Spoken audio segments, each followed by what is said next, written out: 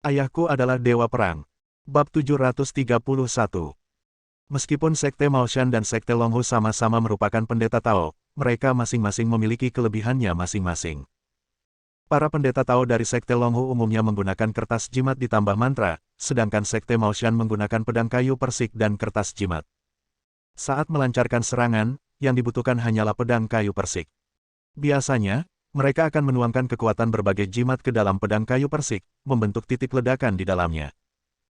Saat menghadapi musuh, dorong keluar pedang mahoni, gunakan pikiranmu untuk mendorong kekuatan internal, tuangkan ke dalam tubuh pedang, dan nyalakan titik ledakan, yang akan melepaskan kekuatan mantra dan mengubahnya menjadi berbagai mantra untuk mengalahkan musuh.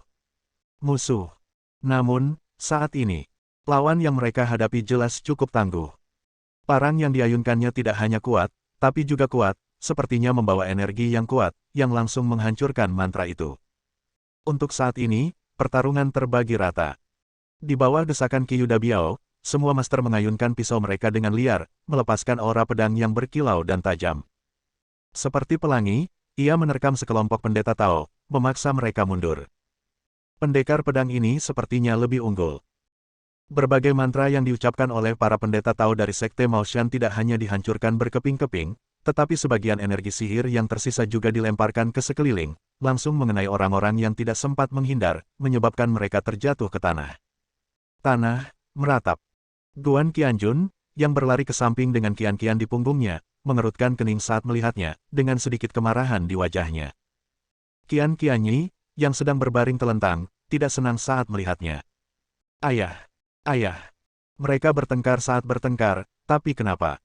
Kenapa mereka menyakiti begitu banyak orang? Mereka harus bertarung di tempat yang tidak ada orangnya. Guan Qianjun melihat sekeliling. Saya melihat dua helikopter yang sebelumnya ditabrak oleh penganut Tao Maoshan dan Kyuda Biao di atas rumput. Meski tidak meledak, jelas rusak total. Pengemudinya juga tergeletak di atas, kepala dan wajahnya berlumuran darah. Melihat ini, Dewa Perang tertinggi juga memahami apa yang sedang terjadi. Segera setelah dua helikopter yang membawa pendeta Tao dan Kyuda meninggalkan Gunung Longhu, mereka mungkin diserang. Penyerang seharusnya berada di tebing terdekat dan memukul pengemudi dengan senapan sniper atau senjata tersembunyi yang sangat kuat, tetapi dia tidak langsung membunuh mereka. Dia mungkin akan memukul leher pengemudi. Demi keselamatan penumpang, pilot harus mendarat dan kemudian lumpuh di rumput. Kelompok penyerang jelas dikirim oleh ayah Kyuda Biao. Mereka tiba tepat pada waktunya. Selanjutnya, tentu saja itu adalah pemandangan saat ini, Kyuda Biao untuk sementara diselamatkan oleh mereka. Namun, jika mereka gagal mengalahkan pendeta Tao Maoshan, mereka tidak hanya akan mati, tetapi Kyuda Biao juga akan ditangkap. Namun, seperti yang dikatakan Qian, ada begitu banyak orang di sekitar, dan sangat tidak cocok bagi mereka untuk berperang di sini. Qian berkata, "Ayah, adakah yang bisa kami lakukan? Tolong bantu orang-orang itu secepatnya." Guan Qianjun mengangguk, menurunkan Qian, dan ayah serta putrinya itu melangkah menuju yang terluka. Alasan Guan Qianjun menjadi dewa perang tertinggi bukan hanya karena dia memiliki kemampuan membunuh orang, tetapi juga karena dia bisa menyelamatkan orang. Ketika pertama kali kembali ke kota Yunhai, Wang Cai dipukuli dengan sangat parah hingga ususnya terkoyak. Tidak peduli betapa briliannya dokter itu, dia tidak dapat menyelamatkannya. Namun, Guan Qianjun menggunakan keterampilan sihirnya untuk menariknya keluar dengan paksa gerbang neraka. Sekarang, meskipun orang-orang yang terluka ini terlihat sedikit serius, bagaimanapun juga, mereka baru saja terkena kekuatan sihir pendeta Tao, jadi situasinya tidak terlalu buruk. Guan Qianjun menggunakan metode mematahkan pikiran tentara untuk mendorong istana dan mengaktifkan darah, dan mengirimkan energi ganas yang dibawa oleh kekuatan sihir jimat. Di antaranya juga terdapat berbagai racun, serta beberapa gas mayat dan berbagai aura jahat yang diambil dari kematian, yang membuat dewa perang tertinggi sedikit terkesima. Sekte Maoshan ini berada di atas Sekte Naga dan Harimau dalam peringkat 4 Sekte Dewa Utama, jadi sekte ini benar-benar punya trik tersendiri. Setidaknya, sihir semacam ini jauh lebih ganas dan menyeramkan daripada yang diajarkan oleh Longhu. Saat ini, Kyuda Biao juga melihat Guan Qianjun. Dia berteriak keras, "Bukankah kamu yang bermarga Guan? Mengapa kamu datang ke sini bersama putrimu? Bukankah kamu tidak dipukuli sampai mati oleh Tuan Shanghai?" Qian menjulurkan lidahnya ke arahnya dengan marah. "Apakah menurutmu kami begitu mudah untuk dibunuh? Qiu Dabiao langsung tertawa, aku tidak menyangka hidupmu cukup baik, hampir sama baiknya dengan hidupku, dan kamu bisa lepas dari tangan pemimpin Sekte Naga dan Harimau. Oke, tunggu saja aku. Saat dia berbicara, dia berteriak. Hei, bukankah kalian sangat kuat?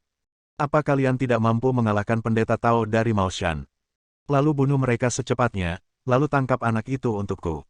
Aku akan menghadapinya dengan kejam. Dia berani memaksaku berlutut dan memanggilku kakek Guan, jadi aku akan membalas dendam. Aku akan membuatnya berlutut dan memanggilku kakek Qiu ribuan kali, dan aku juga akan membuatnya mengatakan bahwa dia bajingan. Kamu bajingan. Anak laki-laki bernama Guan itu, aku ingin kamu mati. Aku akan menyiksamu sampai mati. Di akhir kalimat, kepala dan wajah Qiu Dabiao dipenuhi dengan kekejaman. Guan Qianjun tertawa terbahak-bahak dan menoleh untuk melihat pertempuran di sana. Sebelumnya, dia memperlakukan semua orang dengan cepat. Orang-orangnya baik-baik saja dan dia merasa santai. Dia bertepuk tangan dan berkata sambil tersenyum kepada Qiu Dabiao, bagaimana kalau kita bertaruh lagi? Saya yakin dalam 5 menit, semua pendekar pedang yang datang untuk menyelamatkan Anda akan dibunuh oleh faksi Maoshan. Kalau begitu, tentu saja, Sekte Maoshan akan datang untuk menangkapmu lagi, dan kamu akan dengan lantang memohon belas kasihan padaku lagi. Tiba-tiba, Qiu Dabiao terkejut, tapi dia tahu bahwa Guan Qianjun sangat kuat. Ia mengatakan, siapapun yang mengalami bencana berdarah, ia akan menderita bencana berdarah. Qiu Dabiao berteriak, kamu kentut.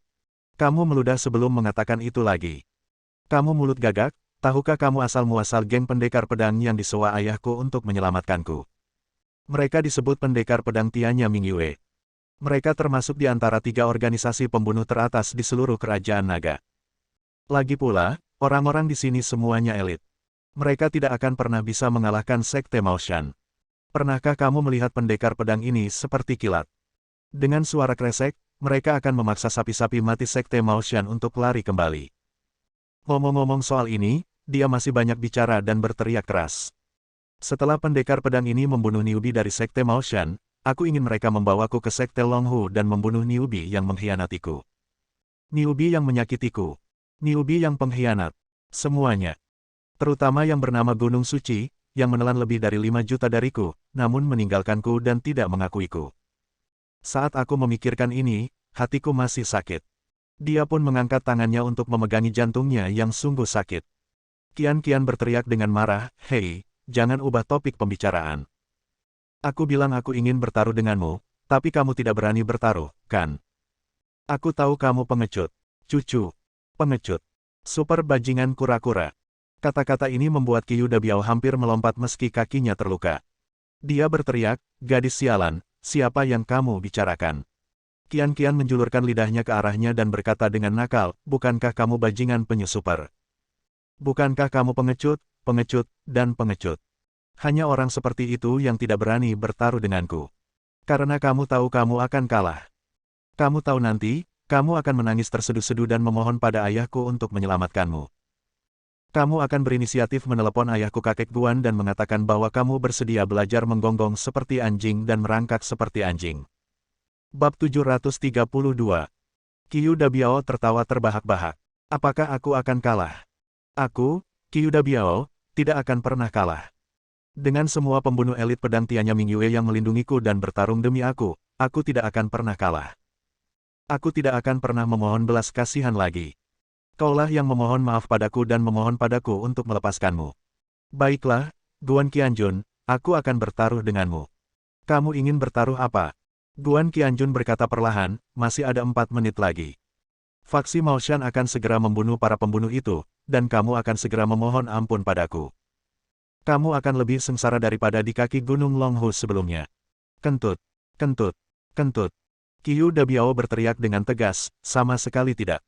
Pertama, para pembunuh yang dipanggil oleh ayahku ini pasti lebih mampu daripada faksi Maoshan. Tidakkah kamu melihat bahwa mereka hampir mati? Kedua, mereka mengalahkan faksi Maoshan dan kemudian berurusan denganmu. Mereka juga ingin aku memohon belas kasihan padamu.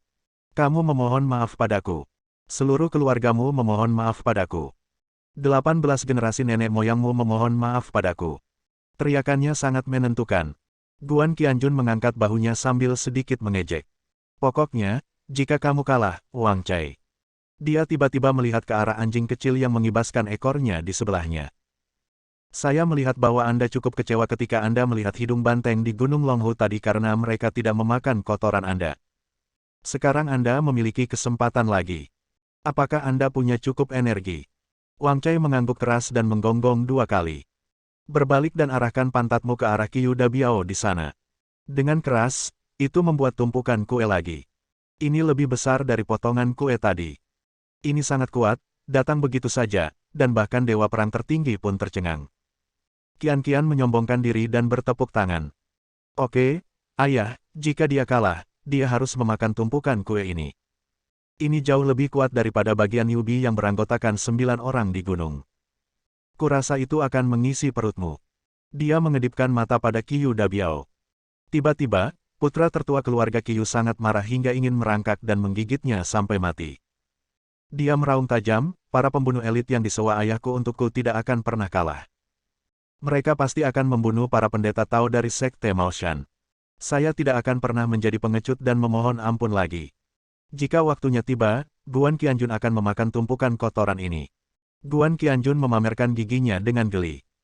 Terserah kamu, tapi nak, jika faksi Maoshan membunuh pembunuh yang disewa ayahmu untukmu, itu berarti kamu akan dibawa kembali.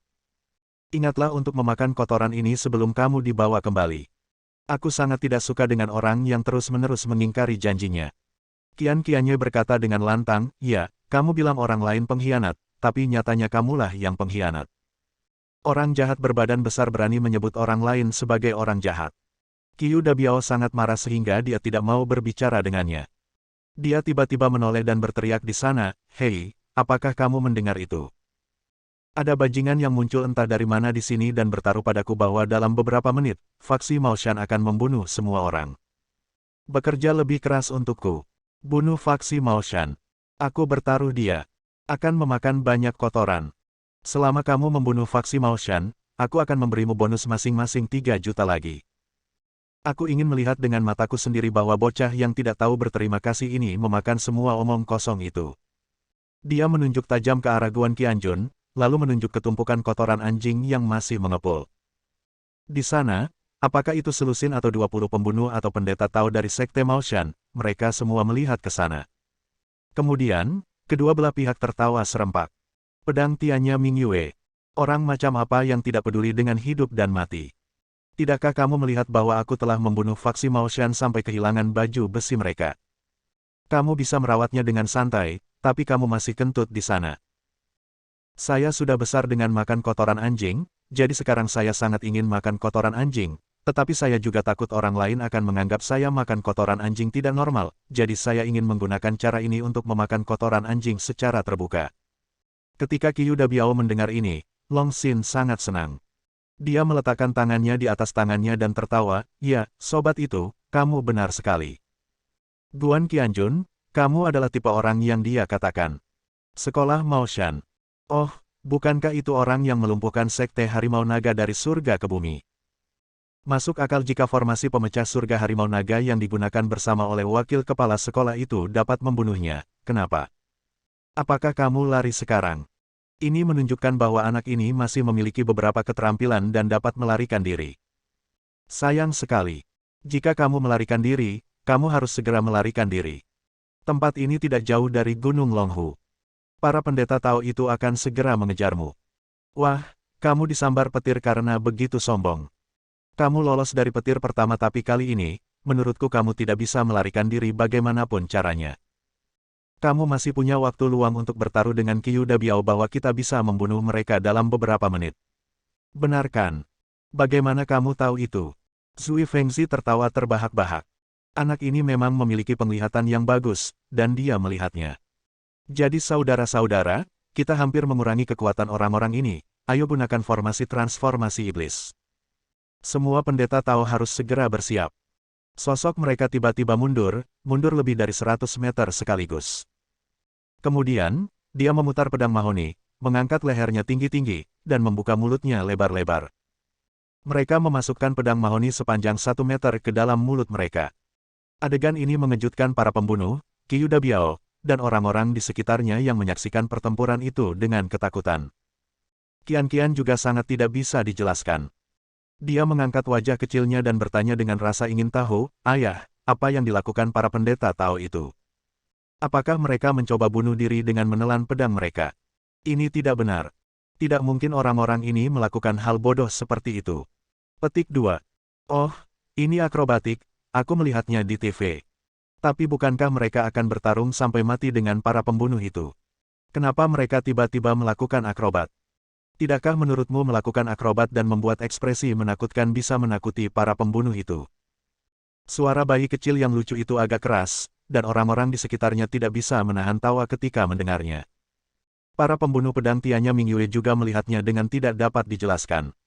Namun, pemimpin pembunuh itu jelas lebih pintar. Begitu dia melihat situasi ini, dia merasakan ada yang tidak beres, dan segera berteriak dengan keras, "Ayo cepat masuk." Hidung banteng Sekte Maoshan ini pasti menggunakan beberapa keterampilan jahat. Formasi transformasi iblis. Kedengarannya menakutkan, bunuh mereka dulu. Semua pembunuh bergegas maju dalam sekejap, seperti sambaran petir, dengan cahaya pedang mereka melesat menuju hidung sapi yang menelan pedang. Hanya saja hidung bantengnya sangat cepat. Hanya dalam 2 atau 3 detik, dia memasukkan pedang mahoni ke dalam mulutnya sepenuhnya, dengan ekspresi yang sangat aneh dan puas di wajahnya. Ini seperti makan kue terlezat di dunia. Tiba-tiba, mayat dari tubuh berhidung banteng ini meledak dan berubah menjadi bongkahan lumpur yang agak humanoid, namun tidak memiliki ciri wajah.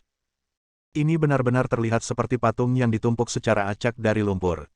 Apalagi kantong lumpur humanoid ini juga bisa lari. Mereka tiba-tiba berbalik dan bertabrakan. Semua orang bahkan lebih bingung.